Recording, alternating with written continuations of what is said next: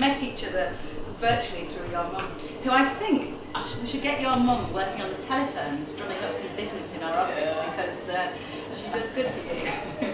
But we actually met for the first time here. Yes. Yeah. So we actually met here, Martin. Yeah. Even though Kath knows my mum, and apparently hears all about my life through my mum. Yes. And your Facebook feed. Yeah, sort of embarrassingly so.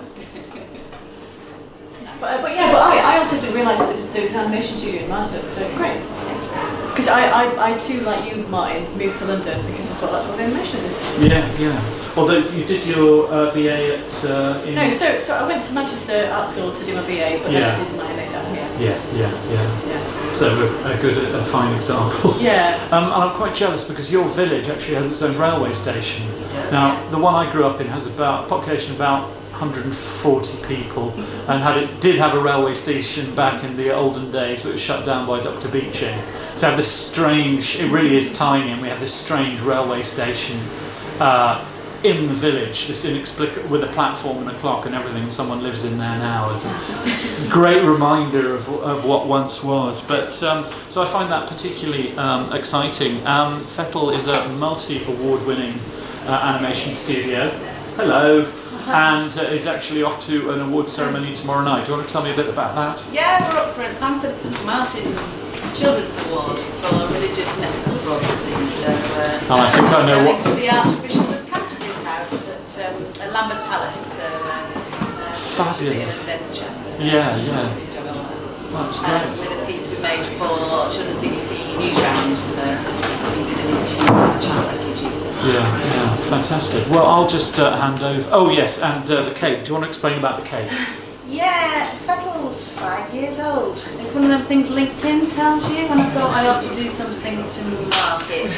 Happy birthday. Absolutely. So it gave us an excuse for cake, which I thought was always a good idea. So I think there's enough cake to feed the entire of Fitzrovia. So I did bring some bags so you can take some home for small people in your world as well. So, is this the cake that went missing for a while? It went missing for a while, yes.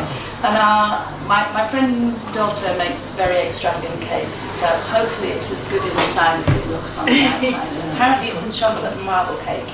And I don't need to go to the gym now because I've been lifting now.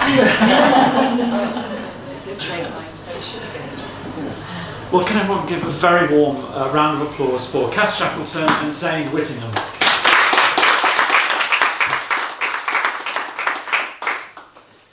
So I'm the mouse, really, but he's the trousers of the outfit, really. I'm not an animator, so I feel like I'm here under false pretenses. I'm the producer, I do the organising, all the other things apart from animation, really, in our studio.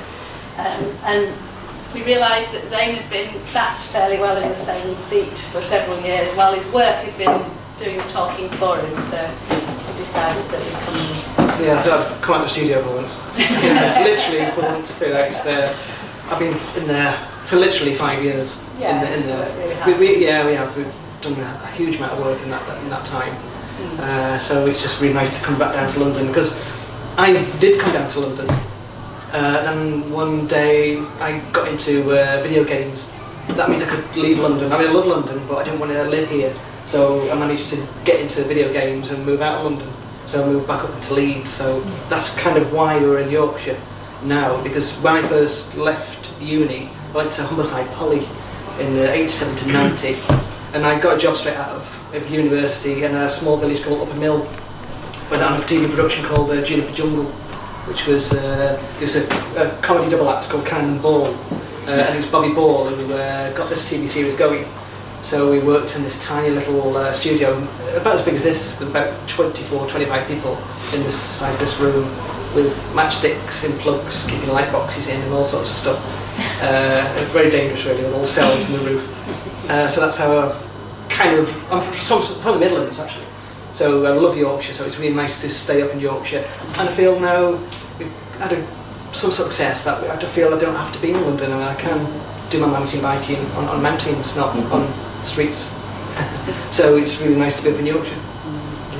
So, and we're right between Leeds and Manchester, and also with Media City in Manchester now, it's made things easier for us and open opportunities through Media City, and and we get the best of Manchester and Leeds in terms of the city regions and the economic things that are going on around there. So it's quite a good spot to be in, really.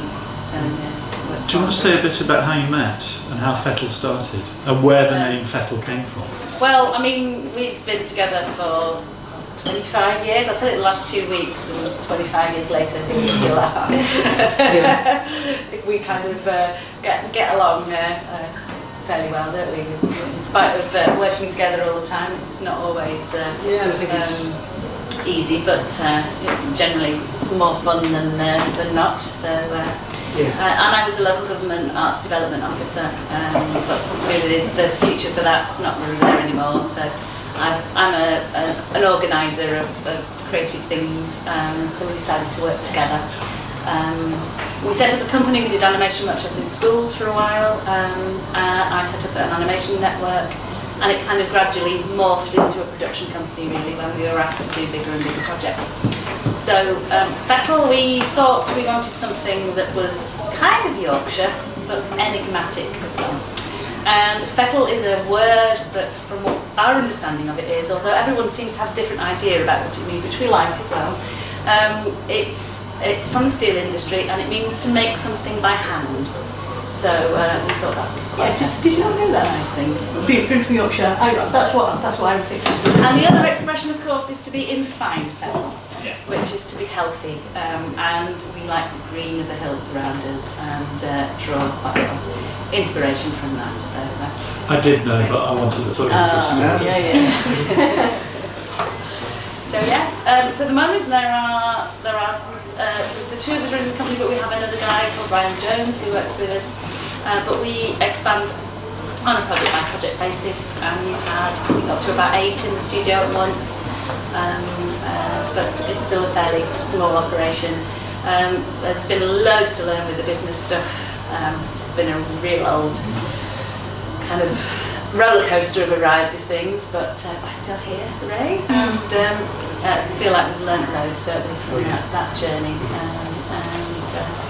And the awards don't always correspond with cash, but we're going on. I'm always interested to talk to producers because we get very few producers visiting London Animation Club, with obvious exceptions. Where is Sarah? Oh, there you are. No, you're kind of backlit. I was thinking he was there a moment ago. And Jamie from Carrot, but we very rarely get to see producers, sadly. So it's wonderful. Another reason why it's wonderful to have you here. So and of course, a lot of the people who come here are individual solo animators, or perhaps animators that occasionally work for a studio. So it tends to be, solo people who don't always work with a producer. So that's very interesting. So do you want to say a bit about the work and how you produce it? So do you want to say? Well, primarily, I keep coming with the style of, you'll see tonight, it's what I call Tim Pot. It's all, so it's digital, but it's all, I like to kind of keep a human hand in there somewhere. So I will leave a few little mistakes in. You can leave mistakes in, and you can sort of accept them. And also because I worked in video games doing full motion graphics type stuff for cutscenes in video games, and that's all clean and beautiful looking, and you can see every little hair moved around, and I just find it was just too real. It was ugly. It was too real. So I had kind of adapted this kind of style as just to get away from that, really, and to just get back. I keep sketch pads all the time, so it is all sketch pads influence all the kind of work I do. But obviously I have to work commercially, so I can't spend too long on things, because we do some really fast turnarounds on things. So I just have to try to keep a handmade aesthetic, but it's got that digital thing underneath, really. Which I've got nothing wrong with digital. I mean, they're all great artists, do different, all types of different things. So it's just for me, it's just a sketchbook and the hand-drawn thing that just really appealed, and that's kind of the aesthetic we kind of pushed, really. We try not to get too clean, and like I say, keep them little thumbprint in there, even though it's digital. You know. Very recently you did a project, the Holocaust project, based on, as we were discussing earlier, conversations with some of the survivors describing their childhood years. I imagine that working in a very subjective style suited not just the subject matter but the actual personality of the person speaking. Was that what you went with? Yeah, it kind of comes from that. I reached a certain age as well where I wanted to just do something what I felt in animation was a little bit more worthy than doing talking animals. I've done them to death, and I just wanted to do. I think I was reached 40 or something. I can't quite remember, and I wanted to, do something different with animation for me personally. Even trying to make my own films as well. So that my own films I'm not even showing tonight actually. They kind of influenced the way I wanted to work, and I've kind of, because the style I've got, it's not really super commercial. It's not really kind of auto arty. We've kind of straddled both kind of camps with it really. So I do admire animation, auteur animation as such. I like commercial animation, so it's kind of just trying to find a voice with the style I had, and just let the voice of the participants really kind of lead the animation, not trying to throw my style into something and just listen. It was just listening to the people really. They virtually dictated the way I wanted to work really. So we've been very fortunate here, having seen recently a whole lot of very subjective animations based upon genuine conversations and genuine interviews, of course. Your work in particular recently. So it's, I find that a fascinating area. And it sort of grew. We're going to show some films tonight, some of the early stuff that we did from about five years ago when we first started. So one thing led on to another, and it do like stepping stones. We got a little bit bigger, got more confidence to do things, and it just. I don't know with the Children Holocaust that we've shown parts tonight. It's just one of them things that I never headed towards. It just kind of found us in some way. We could have wiggled away to it. We were asked to do some work on complete surprise, and then we kept surprise. asking, and then we built this on a body of work, which was great. Yeah. Well, I should probably stop talking and hand over to you, and then just show the work and talk as you want. I'll just switch off here.